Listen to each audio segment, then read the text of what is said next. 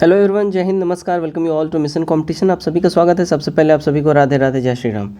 आज है देखिए महाअष्टमी और आप सभी को अष्टमी के इस पावन दिन पे बहुत बहुत शुभकामनाएं। और जितनी भी हमारी बहनें हैं, जो लोग आज फास्ट में होंगे और जो लोग 9 दिन के फास्ट में हैं, आप सभी को भी दुर्गा पूजा का हार्दिक शुभकामनाएं। और पहले ही एडवांस में कल महानवमी का भी हार्दिक शुभकामनाएं। चलिए, बहुत बड़ा और गुड न्यूज़ आ रहा है। देखिए 15,000 पदों पे बहाली की बातें करी जा रही हैं और ये होने जा रहा है पंचायती राज डिपार्टमेंट के अंदर में। और साथ ही साथ जो विद्यालय सहायक का जो पद 6401 सीट आपने देखा था लास्ट मंथ, उसको स्वीकृति मिली थी कैबिनेट में, कैबिनेट बैठक हुई थी, उसमें स्वीकृति मिली थी। इसका अब रास्ता बिल्कुल क्लियर हो चुका है और इसमें सबसे पहले जो वरीयता दी जाएगी वो आश्रितों को दी जाएगी। अब आश्रित क्या है उसको भी हम लोग बात करेंगे, ठीक है। सबसे पहला उनको वरीयता दिया जाएगा। हर एक चीज़ इसमें डिटेल में हम लोग क्लियर करेंगे। 2 विभागों से, बिल्कुल डिपार्टमेंट से यहाँ पे रिक्रूटमेंट की बातें यहाँ पे क्लियर होकर आ रही हैं। इस वीडियो को आप आखिरी तक देखिएगा, वीडियो को ज़्यादा शेयर करें अपने मित्रों में ताकि सब तक ये खबर पहुंच सके, ठीक है। चलिए वीडियो स्टार्ट करते हैं। देखिए आगे बढ़ने से पहले मैं आपको बताऊं, देखिए अगर आप लोग 70वीं बीपीएससी तैयारी कर रहे हैं और फॉर्म भर दिए हैं, देखिए तो इंटीग्रेटेड बीपीएससी पीटीसी और सिलेक्शन ग्रुप हमारे द्वारा स्टार्ट कर दिया गया है। इसमें जितने भी थर्ड पार्टी जो कोचिंग संस्थान है, जैसे कि आस्था हो गया, परफेक्शन हो गया, एडुटीरिया हो गया, दृष्टि हो गया, इन सारे कोचिंग संस्थान के हमारे ग्रुप में ऑलरेडी प्रैक्टिस सेट सभी का अवेलेबल है। दृष्टि का भी अवेलेबल है, आप लोग जाके इसको प्रैक्टिस सेट लगा सकते हैं। देखिए हमने बोला था 80 से अधिक प्रैक्टिस सेट देंगे, लेकिन हमने 140 से अधिक प्रैक्टिस सेट दे दिया है। और पीटी के परीक्षा तक ये 200 से अधिक प्रैक्टिस सेट हम लोग इस ग्रुप में दे देंगे। प्रैक्टिस सेट में जो है देखिए हिंदी और अंग्रेजी दोनों में ही आपका आंसर की रहेगा, तो दिक्कत नहीं है हिंदी और अंग्रेजी दोनों माध्यम के छात्रों के लिए। 199 का आपको वन टाइम पेमेंट करना है, इस बात का ध्यान रखिएगा। ये वन टाइम पेमेंट आपको 199 का करना है। इसमें आपको करेंट अफेयर्स और साथ ही साथ बिहार स्पेशल, ये दोनों ही इसमें पीडीएफ टाइम टू टाइम मिलता रहता है, एडिशनल है। पेमेंट करने के लिए आप लोग 9708351194 इस नंबर के ऊपर में पेमेंट कर दीजिएगा और इसी नंबर के ऊपर में व्हाट्सएप पे पेमेंट करके स्क्रीनशॉट भेज दीजिएगा। आपको 1 से 2 घंटे के अंदर में ऐड कर लिया जाएगा। ध्यान रखिएगा, ग्रुप जो है आपको प्रीलिम्स तक ही केवल वैलिड रहेगा। तो देखिएगा, ये हम लोग ऑथेंटिक अपने न्यूज़ पे आ गए हैं। देखिए पंचायती राज विभाग में 15,000 पदों पर बहाली होगी, यहाँ पे क्लियरली मेंशन हो चुका है। अब यहाँ पे डिटेल में हम लोग इसको पढ़ लेते हैं, उसके बाद आपका जो है पूरा जो है एक व्यू क्लियर हो जाएगा।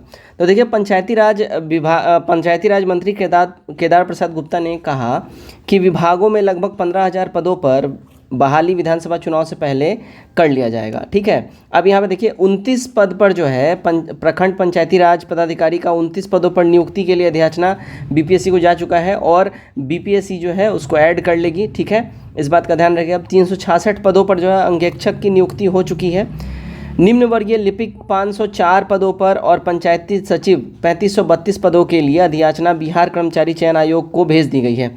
अब ये जो है देखिए बिहार एसएससी के थ्रू जो आएगा, ये आपका CGL 4 के तहत आने की बातें हो रही हैं। 2096 तकनीकी सहायक के पद स्वीकृत हैं टेक्नीशियन के और नियोजन की कार्रवाई की गई है। 6570 लेखपाल और ग्राम कचहरी सचिव के 1504 और 2304 न्याय मंत्री का नियोजन प्रक्रियाधीन है। और 694 उन्होंने कहा कि सभी पंचायतों में बायोमेट्रिक सिस्टम लगेंगे ताकि कर्मी समय पर कार्यालय आए। और 1392 पंचायतों में बायोमेट्रिक सिस्टम लगाए जा चुके हैं करेंटली, ठीक है। अगले साल मार्च तक विभिन्न पंचायतों में 8.76 लाख सोलर लाइट भी लगा दी जाएगी। तो बेसिकली यहाँ पे देखिए आपको पूरा किसके कौन कौन से डिपार्टमेंट में कौन कौन से पोस्ट पे कितना पद खाली है, पूरा का पूरा यहाँ पे मंत्री साहब ने ब्यौरा दे दिया है। आप यहाँ पे डिटेल में पढ़ सकते हैं, ठीक है ना, क्लियर। अब जो नेक्स्ट हमारा जो न्यूज़ है वो है देखिए यहाँ पे विद्यालय सहायक के संबंध में है। तो यहाँ पे देखिए ऑफिशियल प्रेस विज्ञप्ति है, इसको हम लोग देख लेते हैं। देखिएगा, तो राज्य में माध्यमिक एवं उच्च माध्यमिक शिक्षक के सर्वव्यापीकरण हेतु 6421 माध्यमिक विद्यालय विहीन पंचायतों में उच्च माध्यमिक विद्यालय की स्थापना की गई है। इन विद्यालयों में पंचायती राज संस्थाओं एवं बिहार लोक सेवा आयोग के द्वारा शिक्षकों की नियुक्ति की गई है, ठीक है। बीपीएससी के द्वारा जो भी रिक्रूटमेंट हुआ है और प्रीवियसली जो और भी शिक्षकों की पहले जो नियुक्ति हो चुकी है। तो विद्यालयों में उपस्थित रहकर गुणवत्तापूर्ण शिक्षण कार्य करना ही शिक्षकों का दायित्व है। शिक्षकों से गैर शैक्षणिक कार्ड लेने से बच्चों की पढ़ाई बाधित होती है। जैसा कि मैंने आपको प्रीवियस वीडियो में बोला था होता क्या है और ये क्यों विद्यालय सहायक का जो है ये पद बेसिकली निकाला क्यों गया है। देखिए होता क्या है, शिक्षक जिनको भी कंप्यूटर का नॉलेज है, और मोटा मोटी आज के टाइम में कंप्यूटर का नॉलेज हम ये बोलते हैं कि 100% लोगों को रहता ही रहता है, ठीक है। तो वैसे जितने भी शिक्षक जिनको कंप्यूटर का नॉलेज है और थोड़ा उनको ज्ञान है, होता क्या है जब एडमिशन वगैरह होता है या कुछ स्कूल का जो काम होता है उस टाइम में प्रिंसिपल लोग क्या करते हैं, इन लोग को थोड़ा रिक्वेस्ट करते हैं कि सर थोड़ा ये डाटा है इसको आप अपडेट कर दीजिए, गवर्नमेंट के पास भेजना है। तो ये सारा काम भी शिक्षक को पढ़ाई के अलावा करना पड़ता था, जिसके लिए कोई अतिरिक्त वेतन इनको नहीं मिलता था। अब इसी चीज़ को मद्देनज़र गवर्नमेंट ने इसको ध्यान दिया है और बोला है कि देखिए शिक्षकों का काम केवल पढ़ाना है, दूसरा काम करना नहीं है, इसलिए अलग से विद्यालय सहायक का पद स्वीकृत कर दिया गया। कितना पद स्वीकृत किया गया? 6421 पद। ये लास्ट मंथ ही स्वीकृति इसको मिली है ना। और अब देखिएगा, माध्यमिक विद्यालयों में गैर शैक्षणिक कार्य करने हेतु प्रत्येक विद्यालय में एक एक विद्यालय सहायक का पद सृजन करने हेतु निर्णय लिया गया है।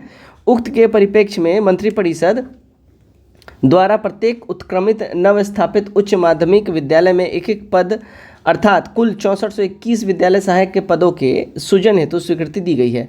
6421 नवसृजित विद्यालय सहायक के पदों पर नियुक्ति बिहार जिला परिषद नगर निकाय माध्यमिक एवं उच्च माध्यमिक विद्यालय सेवा नियुक्ति प्रोन्नति स्थानांतरण अनुशासनिक कार्रवाई एवं सेवा शर्त नियमावली 2020 के द्वारा गठित पैनल निर्माण समिति द्वारा विभागीय संकल्प संख्या 1128 दिनांक 21/7/2020 के परिप्रेक्ष्य में सामान्य प्रशासन द्वारा दिए गए दिशा निर्देश में होगा।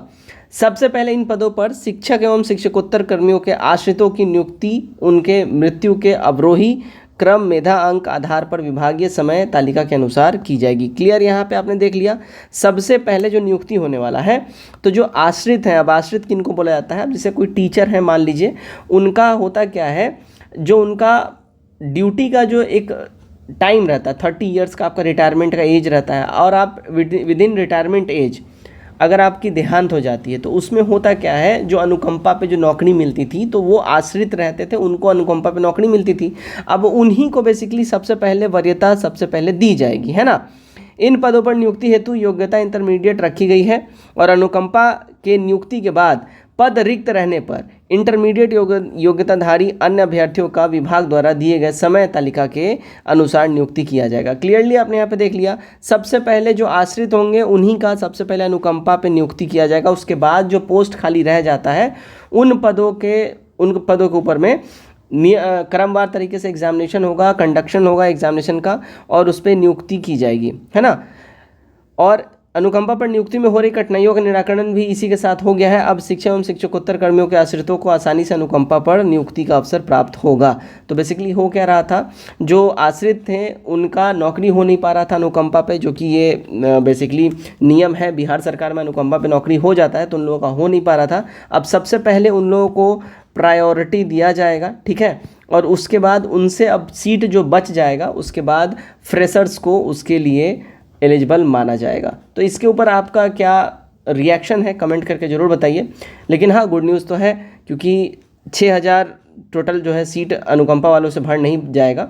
बहुत से बहुत आई होप सो कि 1000 के आसपास सीट या 1100 के आसपास बढ़ेगा, लेकिन फिर भी 5000 जो है सीट आप 4500-5000 मान सकते हैं सीट खाली रह जाएगा, जो कि फ्रेशर्स का इस पर बहाली होगा। तो इसके ऊपर आपका क्या राय है कमेंट करके जरूर बताइए। और ये जो जितना भी रिक्रूटमेंट है, अगर हम सबसे पहले बोलें तो अनुकंपा पे जो रिक्रूटमेंट का प्रोसेस है वो इस साल जो है इसको ख़त्म कर लिया जाएगा। इस बात का भी आप लोगों को ध्यान रखना चाहिए, ठीक है। और आप लोग 2025 में इस बात का ध्यान रखिएगा, विधानसभा के इलेक्शन से पहले ये फ्रेश रिक्रूटमेंट इसके संबंध में आपको देखने मिल जाएगा शिक्षा विभाग की तरफ से।